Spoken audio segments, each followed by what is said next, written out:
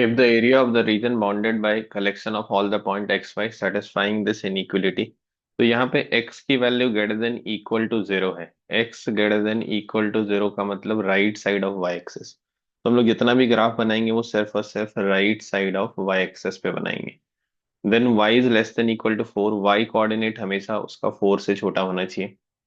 फिर हमारे पास आता है y less than equal to x square. तो इसका जो बाउंड्री लाइन केस बनेगा वो y equal to x square बनेगा, which is upward parabola. And y is greater than equal to mod of four minus x square. तो इसका boundary line case y equal to mod of four minus x square. तो let's draw the graph. Four minus x square का graph ऐसे बन जाएगा, लेकिन mod लेना है तो जो नीचे जा रहा था पोर्शन उसको हम रिफ्लेक्ट कर देंगे इन द एक्स एक्सेस। तो ये ग्राफ बन गया आपका फोर माइनस एक्स स्क्वायर का। और y की वैल्यू क्या होनी चाहिए, इससे बड़ी होनी चाहिए, मतलब इस ग्राफ के ऊपर होना चाहिए y कोऑर्डिनेट ऐसे करके। देन दूसरा ग्राफ है आपका y less than equal to x square. तो y equal to x square का graph will be upward parabola, something like this. तो ये ग्राफ आपका बनेगा ऐसे करके। फिर हमें x less than equal to y less than equal to four चाहिए। तो ये जो हाइट थी y equal to four minus x square में जीरो पे, ये आपका फोर हाइट है। तो ये हो गया y less than equal to four. हमेशा इस लाइन के नीचे, इस लाइन के नीचे लेना है आपको। और y equal to x square के भी नीचे लेना है, इस ग्राफ के भी नीचे लेना है, और इसके ऊपर लेना है आपको। तो बेसिकली ये पोर्शन बन गया जिसका एरिया आपको चाहिए। अब इस पोर्शन का एरिया निकालने के लिए आपको कुछ x कोऑर्डिनेट्स चाहिए होंगे अगर आप x के अंदर इंटीग्रेशन कर रहे हैं, या फिर y चाहिए अगर आप y के अंदर इंटीग्रेशन कर रहे हैं। तो सबसे पहले तो आपको ये वाला x कोऑर्डिनेट चाहिए जहां पे आपका फोर माइनस एक्स स्क्वायर और एक्स स्क्वायर का ग्राफ मिला है। क्योंकि ये मॉड था तो जीरो से लेके टू तक तो ये आपका फोर माइनस एक्स स्क्वायर रहेगा। ये वाला जो ग्राफ है ये y equal to four minus x square है। और टू के बाद ये एक्स स्क्वायर माइनस फोर हो जाएगा। और ये ग्राफ आपका throughout y equal to x square है। तो ये पॉइंट ऑफ इंटरसेक्शन आपको तब मिलेगा जब आप एक्स स्क्वायर को फोर माइनस एक्स स्क्वायर से सॉल्व करेंगे। तो टू एक्स स्क्वायर की वैल्यू फोर हो गई, एक्स स्क्वायर की वैल्यू टू हो गई। एक्स की value plus minus root two, but चूंकि आप राइट साइड ऑफ ऑरिजिन पे हैं तो रूट टू हो गया। तो ये वाला एक्सपोनेंट रूट टू आ गया। फिर आप यहाँ से रूट टू से लेके टू तक इंटीग्रेट करेंगे। ये एक्स स्क्वायर माइनस, ये पोर्शन आपको मिल जाएगा x square minus four minus x square. Root two से लेके टू तक आप इंटीग्रेट करेंगे x square minus four minus x square. तो इतना सा पोर्शन आपको मिल जाएगा। अभी थोड़ा सा आपको पोर्शन ये वाला भी चाहिए। तो इसके लिए आप इंटीग्रेट करेंगे एक्स स्क्वायर माइनस फोर को सब्ट्रैक्टेड फ्रॉम फोर, मतलब ये आपको चाहिए। तो फोर माइनस, आप किसको इंटीग्रेट करेंगे, प्लस इंटीग्रेट करेंगे आप, ये वाला पॉइंट आपको निकालना पड़ेगा सॉल्व करके। टू से ये वाला पॉइंट, ऊपर आपका लाइन है y इक्वल टू फोर, तो फोर माइनस नीचे आपका ग्राफ है x square minus four, x square minus four.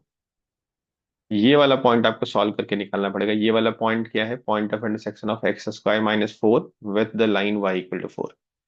तो वो एक्स कोऑर्डिनेट जहां पे x square minus four four को मीट करता होगा। तो एक्स स्क्वायर आपका एट हो गया, एक्स की वैल्यू टू रूट टू हो गई। तो ये इंटीग्रेशन का upper limit two root two हो जाएगा। इंटीग्रेशन आप सॉल्व कर लीजिए, आपको आंसर मिल जाएगा। तो इसमें सिंप्लीफाई करेंगे तो two x square minus four हो गया ये। Limit is from root two to two. और दूसरे वाले इंटीग्रेशन में आपका हो गया four plus four eight minus x square. Limit is from two to two root two. तो इसको बस आपको सिंप्लीफाई करना है। Integration of two x square will be two x cube by three. आप चाहें तो अंडर वाई एक्सेस भी इंटीग्रेट कर सकते हैं, that is also fine. Minus four x, limit will be root two to two. दूसरा इंटीग्रेशन है आपका एट माइनस एक्स स्क्वायर, तो eight x minus x cube by three. Limit is from two to two. जैसे आप upper limit रखेंगे तो इसकी value कितनी हो जाएगी, two cube by three, eight by three multiplied by two, sixteen by three हो गया। एंड रूट टू रखेंगे तो ये हो जाएगा आपका minus two into root two का cube is two root two by three. अब यहाँ x की जगह पे टू और रूट टू रखेंगे तो minus four two minus root two. फिर यहाँ पे आप x की जगह पे रखेंगे two root two minus two, और this part will be minus one by three. 2√2 का क्यूब हो जाएगा आपका 16√2, एंड 2 का क्यूब आपका 8 हो जाएगा। तो बस आपको सिंप्लीफाई करना है and you have to equate it to 80√2 by alpha minus beta. Alpha and beta natural number, तो कहीं ना कहीं एक √2 वाला पार्ट होगा और एक आपका नेचुरल नंबर वाला पार्ट होगा। आपको इक्वेट करना है 80√2 बाय अल्फा माइनस बीटा। तो एक इरेशनल पार्ट है √2 वाला, उसको हम एक तरफ कर लेंगे, और दूसरा रैशनल पार्ट है बीटा नेचुरल नंबर वाला, उसको एक तरफ कर लेंगे। तो 16/3 ये आपका रैशनल पार्ट में आ जाएगा। देन दिस -8 ये भी रैशनल पार्ट में आ जाएगा, और -16 ये भी रैशनल पार्ट में आ जाएगा, और यहाँ से +8/3 ये आपका रैशनल पार्ट में आ जाएगा। फिर रैशनल पार्ट में क्या आ जाएगा आपका, √2 आप कॉमन ले लीजिए। यहाँ से आपके पास आ रहा है -8/3, -4/3। यहाँ से आपके पास आ रहा है +4, और यहाँ से 16 आ रहा है आपके पास +16, और यहाँ से आपके पास आ रहा है -16/3। ये आपका इररेशनल पार्ट हो गया। इसको सिंप्लीफाई करते हैं हम लोग, देखते हैं क्या आता है। तो 16 + 8, 24/3 will be 8, that 8 will cancel with this 8, तो हमें यहाँ पे -16 मिल गया, प्लस यहाँ पे आपका 20 हो जाएगा, और ये आपका 20/3 हो जाएगा। तो 20 - 20/3 टाइम्स √2, तो 60 - 20, 40√2/3 - 16।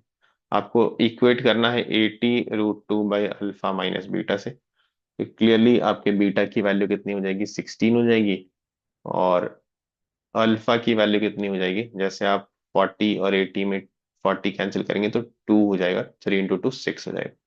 तो अल्फा की वैल्यू आपके 6 हो गई, और बीटा की वैल्यू 16 हो गई। Just compare the rational rational part. आपको अल्फा प्लस बीटा चाहिए, तो 6 + 16 will be equal to 22। 22 should be the answer for this question, और यही आंसर गिवन है।